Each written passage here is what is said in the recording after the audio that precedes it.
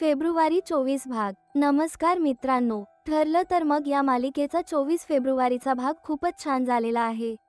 मधुभाऊंना जोशी वकिलांचे सत्य समजेल का, ते आजच्या भागात कळणार आहे, त्यामुळे व्हिडिओ शेवटपर्यंत नक्की पहा. आजच्या भागाची सुरुवात होते प्रियापासून. प्रिया सुभेदारांच्या घरी येते. समोर सायली उभी असते. सायली म्हणते, प्रिया आतमध्ये ये. सायली आनंदाने तिचं स्वागत करते. सायलीचा हे रूप पाहून प्रियाला धक्का बसतो. ती म्हणते, तू चक्क माझं स्वागत करत आहेस? मला तर वाटलं तू मला घराबाहेर काढशील. सायली म्हणते, तू अर्जुन सरांच्या आयुष्याचा भाग कधीच नव्हतीस प्रिया. या घराची सून बनण्यासाठी तू खूप काही कारस्थाने केलीस, परंतु ते सुद्धा तुझ्या नशिबात नाही. यात सुद्धा मीच जिंकले. प्रिया रागाने म्हणते, एकदा जिंकलीस म्हणून जास्त उडू नकोस. तुझं नशीब चांगलं होतं म्हणून तुला अर्जुन मिळाला, नाहीतर त्याच्या पायाशी उभी देखील राहण्याची सुद्धा तुझी लायकी नाही. प्रिया म्हणते, परंतु तुझा दर्जा मोलकरणीचाच आहे. मी जेव्हा पाहुणी म्हणून येईल तेव्हा माझं काम देखील तुलाच करावं लागणार आहे. तेवढ्यात प्रतिमा सुद्धा तिथे येते. प्रतिमाला पाहून सायलीला आनंद होतो. सायली प्रतिमाच्या पाया होऊन तिचं स्वागत करते. दोघींना एकमेकांना पाहून आनंद होतो. तेवढ्यात कल्पना तिथे येते. तन्वीला पाहून ती आनंदित होते. कल्पना त्यांना म्हणते, झालं तुम्ही आलात. प्रतिभा म्हणते, कल्पना मला माहीत आहे लग्नात जे काही झालं त्यामुळे तुम्ही माझ्यावर खूप चिडले असणार. कल्पना म्हणते, नाही ग प्रतिमा, तू जरी तिथे नसतीस तरी अर्जुनने त्याच्या मनासारखंच केलं असतं आणि सायलीने आयत्या वेळी येऊन गोंधळ घातला. तन्वी लगेच म्हणते, जाऊ दे मामी, सायलीमुळे आपल्यात दुरावा यायला नको. बाबा तर प्रचंड संतापले आहेत. शेवटी मीच त्यांना समजावलं. आईला सुभेदारांकडे जाऊ द्या, तिचं माहेर तोडू नका. कल्पना म्हणते, तन्वी, तुझं मन किती मोठं आहे बाळा. आम्हाला वाटलं की तू आता आयुष्यात कधीच आमच्याशी बोलणार नाहीस, परंतु तू सगळं विसरून आम्हाला भेटायला आलीस. तन्वी म्हणते, तुम्ही सगळे माझेच माणसं आहात आणि अर्जुनने दुसऱ्याशी लग्न केलं, त्याचा राग मी तुम्हाला तुमच्यावर का काढेल? प्रतिमा म्हणते, मला वाटतं आपण हा विषय बंद करूया. आपले नाते घट्ट आहेत, अशा एखाद्या विषयाने ते तुटणार नाही. कल्पना म्हणते, बरोबर आहे, परंतु मला आता तन्वीची काळजी वाटत आहे. तिला मागचं सगळं विसरून नव्याने सुरुवात करावी लागणार आहे. तन्वी म्हणते, मी प्रयत्न करत आहे, परंतु जमत नाही. भूक लागत नाही, रात्रीची झोप येत नाही. तन्वी म्हणते, मामी, माझं डोकं दुखत आहे, मला थोडी कॉफी मिळेल का? सायली म्हणते, मी देते कॉफी. त्यावर कल्पना चिडून म्हणते, काही गरज नाही, आमच्यामध्ये बाहेरच्यांनी पडायची काही गरज नाही. सायली लगेच समोर येऊन म्हणते, परंतु प्रतिमा आत्याला तर चहा आवडतो, मी करू का? कल्पना म्हणते, तो सुद्धा विमल करेल. प्रतिमा म्हणते, कल्पना, परंतु त्या चहाला सायलीच्या हाताची चव नाही येणार. सायली, तूच माझ्यासाठी चहा कर. हे ऐकून सायली लगेच किचनमध्ये येऊन चहा बनवायला लागते. तिथे तन्वी सुद्धा येते. ती सायलीला म्हणते, मला वाटलं तुला या घरात मोलकरणीचा तरी दर्जा असेल, परंतु तेवढाही तुला नाही, कारण तुला सुभेदार घरातल्या मानतच नाहीत. त्यांच्यासाठी मी जवळची आहे आणि तू परकी. सायली म्हणते, आमच्या घरामध्ये कोणाची जागा कुठे आहे ते आम्ही पाहून घेऊ. तन्वी म्हणजे तुझी लायकीच नाही हे बोलायची. आधी तर कल्पना मामी तरी तुझ्या बाजूने होती, आता तर ती सुद्धा तुझ्या विरोधात आहे. सगळे तुझा तिरस्कार करतात आणि हा तिरस्कार कमी होणार नाही, तो वाढत जाणार आणि याची जबाबदारी मी घेते. नंतर ती सायलीला म्हणते, माझा हात धर. सायलीला कळत नाही ती काय बोलत आहे. तेवढ्यात तन्वी बळजबरीने सायलीच्या हाताने आपला हात धरते आणि गरम तव्यावर ठेवते आणि खोटं नाटक करायला लागते. ती जोरात ओरडून म्हणते, सायली, माझा हात सोड. मामी, आई, लवकर या, असं ती जोर जोरात ओरडायला लागते. तिच्या आवाजाने कल्पना, प्रतिमा दोघेही किचनमध्ये येतात. तन्वी म्हणते, मामी, सायलीने माझा हात धरून या गरम तव्यावरती ठेवला, किती भाजला आहे माझा हात पहा. कल्पना म्हणते, हिने तुझा हात मुद्दामहून भाजला? सायली म्हणते, मी असं केलेलं नाही. कल्पना मध्ये, गप्प बस तू. तन्वी म्हणते, मी हिला फक्त एवढं विचारलं होतं की तू आमचं लग्न का मोडलंस, आमच्या परिवाराची एवढी नाचक्की का केलीस? तर हिने लगेच माझा हात भाजला. कल्पना म्हणते, तू थांब, मी मलमपट्टी घेऊन येते. प्रतिमा तन्वीकडे पाहून विचारते, सायलीने खरंच तुझा हात भाजला का? तन्वी लगेच म्हणते, मी काय खोटं बोलत आहे का? तुला दिसत नाही का आई, मला किती दुखत आहे ते? कल्पना लगेच येते आणि तन्वीला खुर्चीवर बसवते आणि तिच्या जखमावर मलमपट्टी करायला लागते. सायली म्हणते, आई, माझं ऐकून घ्या, मी असा मुद्दाम कोणाला चटका देऊ शकेल का? कल्पना म्हणते माझी खात्री आहे की असलं काम तूच करू शकतेस. आणि तुला काय म्हणायचंय? तन्वीने स्वतःहून स्वतःच्या हाताला चटका लावून घेतला. सायली म्हणते हो, तिने असंच केलं आहे. तन्वी लगेच म्हणते वेडी झाली आहेस का तू सायली? स्वतःहून स्वतःचा हात कोण भाजून घेतं? कल्पना म्हणते उगाच वाटेल ते बोलू नको. तन्वीला अजून तू किती चळणार आहेस? सायली लगेच प्रियाला म्हणते खरोखरच माझं चुकलं.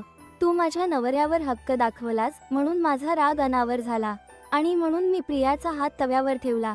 मला माफ करा. प्रिया सायलीच बोलणं ऐकून चकित होते. कल्पना म्हणते अशीच आहे ही.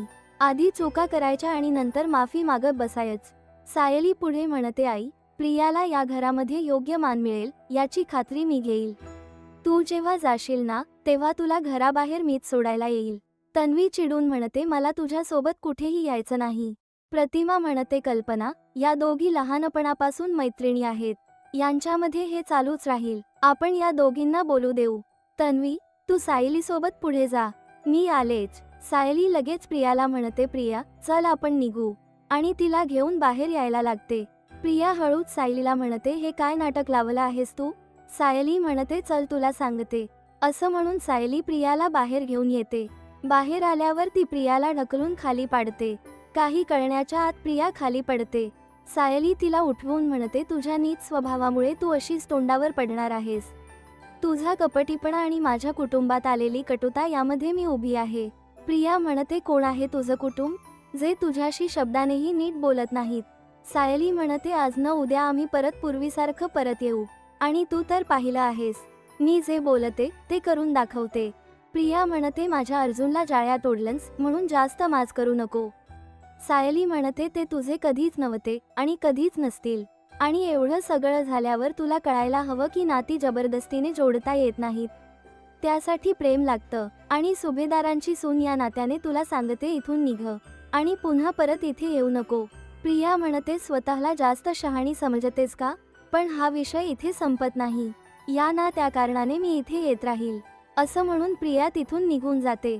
मागोमाग प्रतिमा सुद्धा येते. प्रतिमा म्हणते तू कोणाला इजा पोहोवणार नाहीस याची खात्री आहे मला बाळा. सायली प्रतिमाला मिठी मारते. प्रतिमा सायलीला गोड बोलून तिथून निघते. इकडे जोशी अर्जुनचं बोलणं ऐकत बसलेला असतो. त्या माणसाला सगळं सांगून अर्जुन तिथून निघून जातो. तो गेल्यावर जोशी लगेचच त्या माणसाकडे जातो आणि त्या माणसाला म्हणतो तुम्ही अर्जुन सुभेदार सोबत बोलत होता ना, तो एक नंबरचा फ्रॉड माणूस आहे. तुम्ही काहीही डील केली तरी तो तुम्हाला एक दमडी देणार नाही. मी तुम्हाला एका माणसाबद्दल सांगतो, तुम्ही त्यासोबत डील करा, त्यामुळे तुमचा खूप फायदा होईल. तुम्ही फक्त अर्जुन सुभेदाराच्या अवैध डीलबद्दल त्या माणसाला सांगा, तो तुम्हाला खूप पैसे देईल. असं म्हणून जोशी महिपतला कॉल करतो आणि बोलावून घेतो आणि त्या माणसाला बसवून घेतो. ही सगळं अर्जुन तिकडून पाहत असतो आणि प्लॅनप्रमाणे पुढची कारवाई करत असतो. तो वेटरला बोलावतो आणि त्याच्या हातात एक फ्लॉवर पॉट देऊन म्हणतो, हा फ्लॉवर पॉट त्या जोशी वकिलाच्या टेबलवर ठेव. वेटर ठीक आहे म्हणतो आणि जाऊन त्या टेबलवरचा फ्लॉवर पॉट बदलून अर्जुनने दिलेला फ्लॉवर पॉट ठेवतो. अर्जुनच काम यशस्वीपणे पूर्ण होतं. त्यानंतर अर्जुन तिथून निघून जातो. त्यानंतर थोड्याच वेळात तिथे महिपत येतो. महिपत तिथे येऊन त्या दोघांशी बोलायला लागतो. तो माणूस म्हणतो मला दुसरे काहीही नको, परंतु अर्जुन सुभेदारांबद्दल दिलेल्या माहितीच्या बदल्यात मला पैसे हवेत. महिपत म्हणतो बरं झालं तुम्ही स्वतःहूनच मुद्द्याला हात घातला. महिपत लगेच सोबत आणलेली पैशाची सुटकेस टेबलवरती ठेवतो आणि त्या माणसाकडे फिरवतो.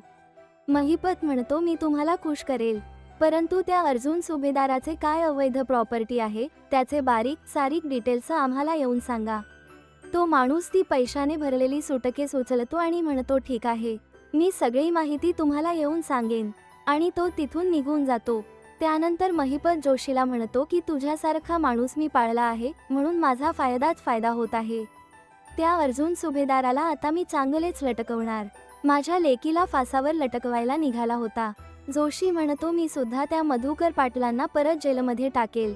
महिपत म्हणतो तू मधुकर पाटील याची वाट लाव, मी अर्जुन सुभेदाराचा काटा काढतो. इकडे अर्जुन ऑफिसमध्ये बसून महिपत आणि जोशीचे झालेले रेकॉर्डिंग पाहत असतो. चैतन्य आणि अर्जुन महिपतच बोलणं ऐकून हसत असतात.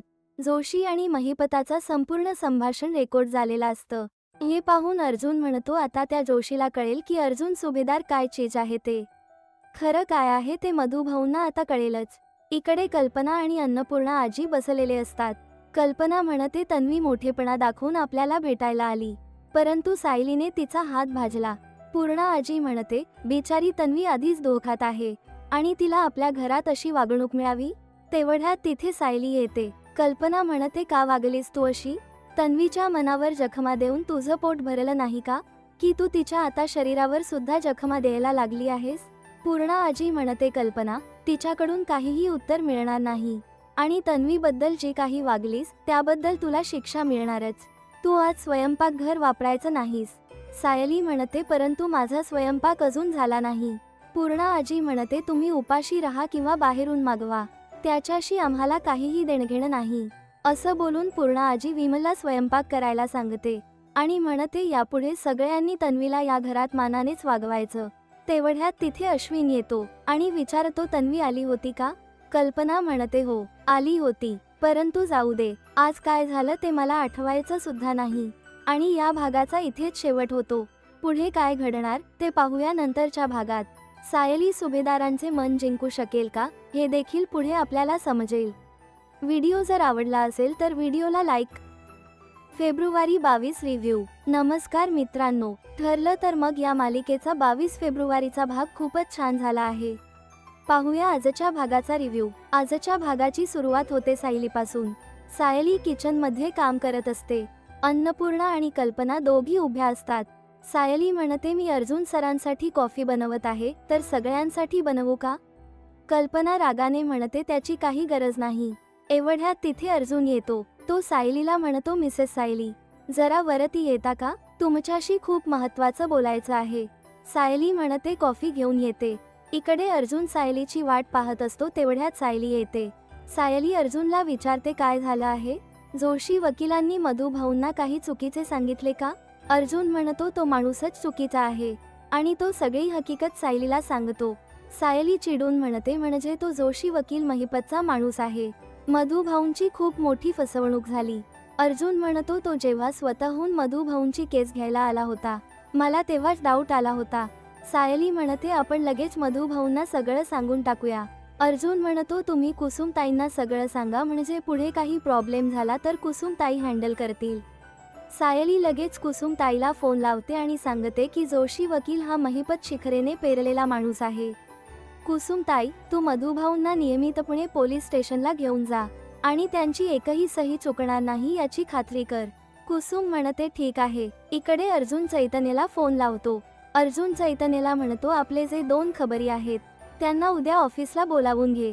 चैतन्य म्हणतो ठीक आहे. सायली म्हणते कोणाला भेटायला बोलावलं आहे तुम्ही? अर्जुन म्हणतो वकिलांना मदत करणारी काही माणसं असतात. इकडे नागराज आपल्या खोलीत बसलेला असतो. तेवढ्यात तिथे प्रिया येते. नागराज म्हणतो काय काम आहे तुझं? प्रिया म्हणते महिपत किती डेंजरस आहे हे मला तुम्हाला सांगायची गरज नाही. तो तुम्हाला कधीही उडवू शकतो. अशा वेळेला तुम्ही आणि मी अशी एक टीम वाटली पाहिजे, म्हणजे अशा वेळेला आपण एकमेकांना साथ दिली ना तर आपण त्याचा सामना करू शकू. नागराज म्हणतो तू मला साथ देणार? ज्या बापाने तुला घर दिलं, छप्पर दिलं, त्या बापाची तू होऊ शकली नाहीस, तर तू माझी काय होशील? त्या बापावर खुनाचे आरोप केलेस.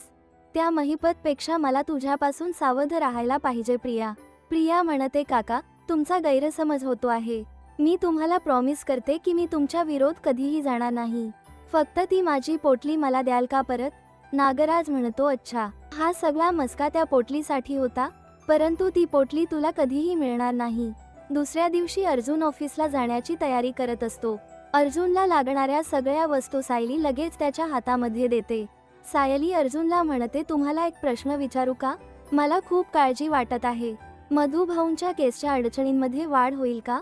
त्यावर अर्जुन सायलीचा हात हातात घेतो आणि म्हणतो माझ्यावर विश्वास आहे ना? सायली म्हणते म्हणूनच माझं मन शांत आहे. जोपर्यंत तुम्ही आहात तोपर्यंत मधुभाऊंच्या जीवाला धोका नाही. इकडे मधुभाऊ विचार करत बसलेले असतात. कुसुम तिथे येते आणि आवराआवर करायला लागते. कुसुम मधुभाऊंना म्हणते तुमचा चहा झाला की आपण पोलीस स्टेशनला जाऊ. ते म्हणतात मी घराच्या बाहेर पडणार नाही. कुसुम म्हणते परंतु सही तर करावी लागेल. मधुभाऊ म्हणतात जोशी वकिलांनी सांगितलं आहे रोजच्या रोज सही करण्याची काही गरज नाही. कुसुम म्हणते पोलीस स्टेशनच्या निमित्ताने तुमचे पाय तरी मोकळे होतील आणि सही सुद्धा केली तर आपलं कुठे नुकसान होणार आहे. मधुभाऊ म्हणतात ठीक आहे आपण जाऊ. इकडे रविराज विचार करत बसलेला असतो. तेवढ्यात तिथे प्रिया येते आणि म्हणते माझ्या कॉलेजमधून हुशार विद्यार्थ्यांसाठी इंटर्नशिप आयोजित करण्यात आली आहे. खूप मोठ्या डिझायनरच्या बुटीकमध्ये काम करण्याची संधी मिळाली आहे. बाबा मी हा जॉब करू का? फार पैसे मिळणार नाहीत परंतु मला अनुभव मिळेल आणि माझं मन सुद्धा रमेल. प्रिया म्हणते बाबा मला त्यासाठी दररोज बुटीकमध्ये जावे लागेल. रविराज म्हणतो खूप चांगली गोष्ट आहे. लोकांमध्ये गेलीस तर तुला बरं वाटेल. प्रिया म्हणते थँक्यू बाबा मी आत्ता जाते आणि फोन करून त्यांना सांगते की मी ऑफर स्वीकारली आहे. इकडे अर्जुनने 2 माणसांना बोलावलेलं असतं आणि अर्जुन त्यांना त्याचा प्लॅन व्यवस्थितपणे समजावून सांगतो. तो एका माणसाला म्हणतो तू एक फेक केस घेऊन जोशींकडे जा आणि तो दुसऱ्या माणसाला म्हणतो तू माझा रिअल इस्टेट एजंट बनून त्याच बारमध्ये भेटायचं. जोशीच्या कानापर्यंत अशी गोष्ट केली पाहिजे की मला माझी अवैध प्रॉपर्टी विकायची आहे. यावरती दोघे तिथून निघून जातात. अर्जुन म्हणतो एकदा केस माझ्याकडे आली तर तो बाप आणि त्याच्या लेकीला मी बरोबर जेलमध्ये पाठवणार. इकडे अर्जुनने सांगितल्याप्रमाणे तो माणूस जोशी वकीलकडे येतो आणि त्याच्याशी खोटं डिस्कशन करायला लागतो.